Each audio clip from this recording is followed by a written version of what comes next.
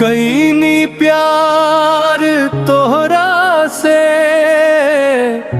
तू ही कैसन बात कह देलू।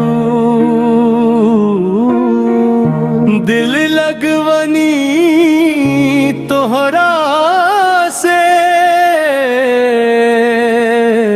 तू घात काहे दे देलू।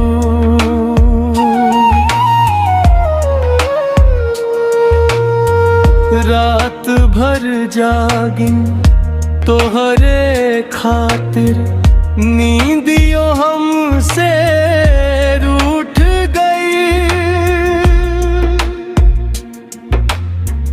तोहरे झूठा कसमें सुन के दिलवा पूरा टूट गई।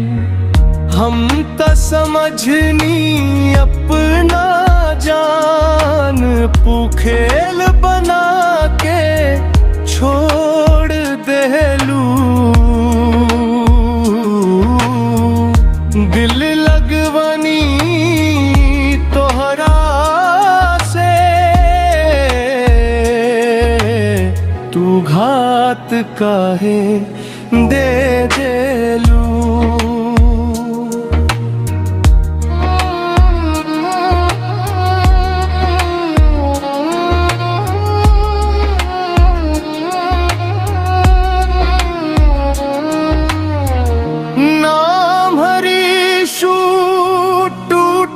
बादल आँख से लोर टपकेला, जेकरे खातिर दुनिया छोड़नी ऊ आज हमके तरसेला।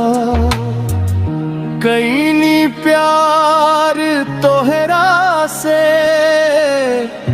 तू ही कैसन सजा देलू।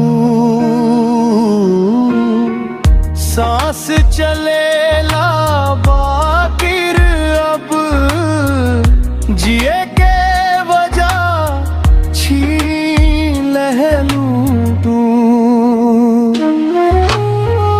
सपना में रोज आवेलू,